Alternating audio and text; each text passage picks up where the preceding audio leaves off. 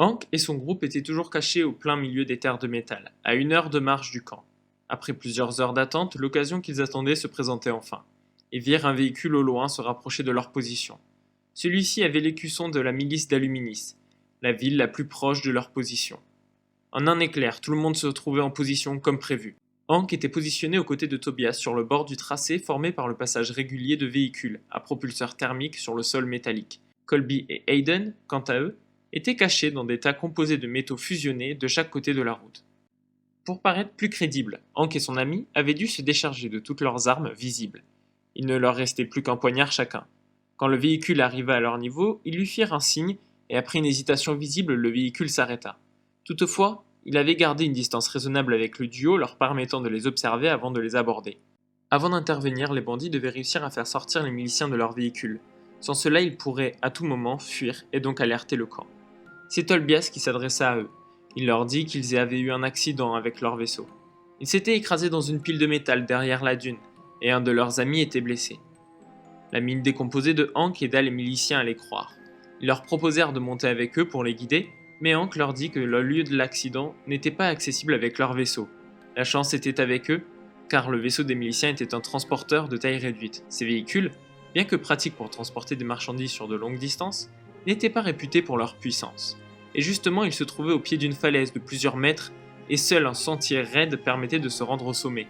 Alors que deux des miliciens acceptaient de les suivre, le troisième annonçait qu'il resterait garder le véhicule. Ils crurent bien que leur supercherie ne marcherait pas, mais à peine les bandits étaient-ils partis avec les miliciens que le chauffeur du véhicule en sortit. Alors qu'il prenait dans sa poche une e-cigarette et tirait dessus en relâchant un nuage de vapeur, Colby surgit et le braqua avec son pistolet laser.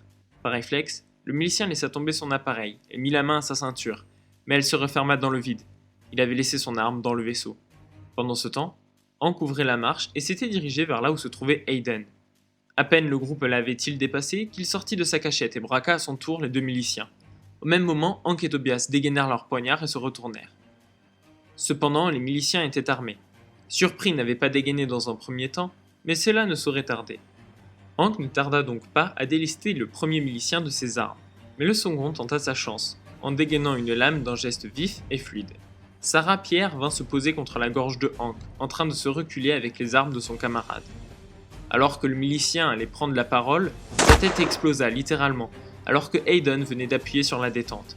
La qualité médiocre de l'arme et la proximité entre le tireur et sa cible fit que le pistolet laser explosa dans les mains du bandit. Il poussa un cri de douleur. Pendant qu'on soignait Hayden, anesthésié par la faible dose de drogue qu'on lui avait injectée, les miliciens étaient déshabillés et ligotés ensemble.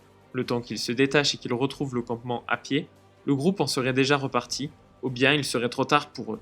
Le plus difficile fut de récupérer les vêtements de celui qui avait voulu jouer les héros.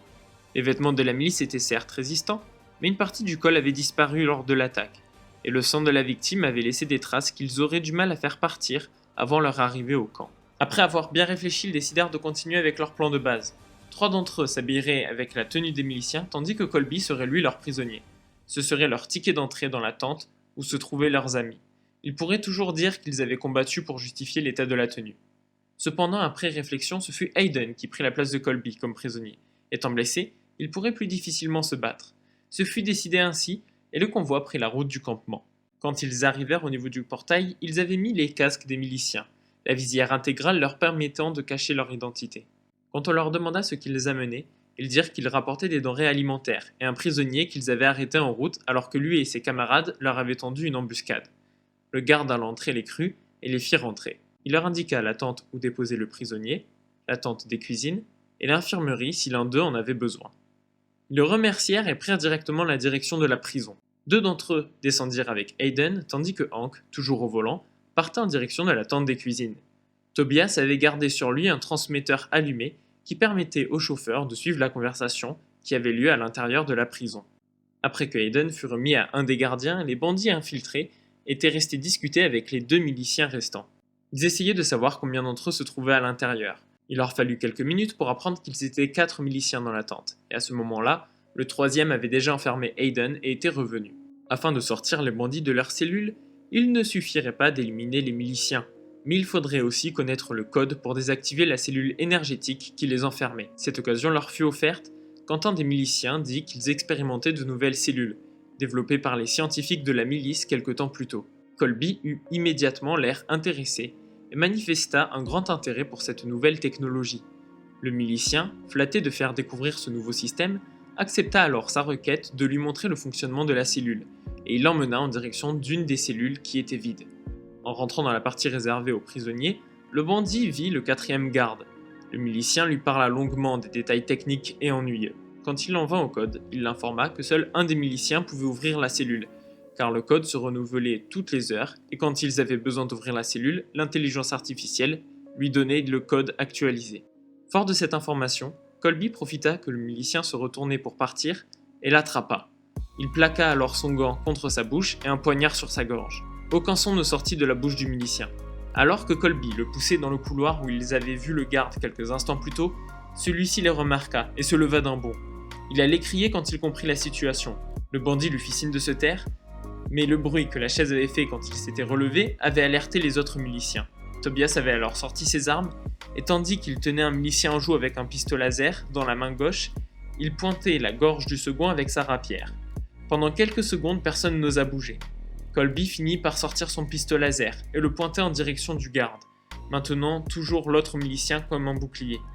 La situation semblait désespérée pour les miliciens, mais malgré ça, alors que Colby ordonna au garde d'ouvrir la porte de la cellule, celui-ci ne bougea pas. Le bandit menaça d'exécuter le milicien, mais rien n'y faisait. C'est alors que la tente fut déchirée, de bas en haut, juste derrière le garde. Hank entra alors, arme au poing. Il braqua le garde et sentant le contact de l'arme dans son dos, celui-ci perdit d'un coup son assurance. Il finit par composer le code de la cellule et libéra les bandits. Puis, ils le forcèrent à libérer les autres prisonniers qui se trouvaient être des extraterrestres de différentes espèces. Parmi eux, les bandits reconnurent un groupe de Kraknor, des créatures habituellement pacifiques, mais qui semblaient assez peu appréciées d'avoir été enfermés. Ceux-ci, comprenant qu'ils étaient libérés de la cellule à énergie, sortirent de la tente par toutes les ouvertures existantes, et par celles qu'ils créaient.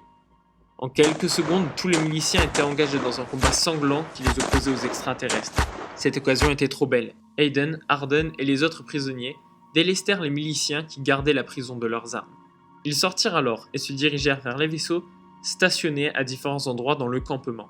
Rapidement, la dizaine de bandits fuyaient, menés par leurs 4 sauveurs et en possession de plusieurs véhicules. Ainsi était né le clan des Kraknor solidaires, dirigé par Hank et ses compagnons. Il mènerait de nombreuses missions, mais l'honneur et l'entraide resteraient la motivation invariante du clan tout au long de son existence.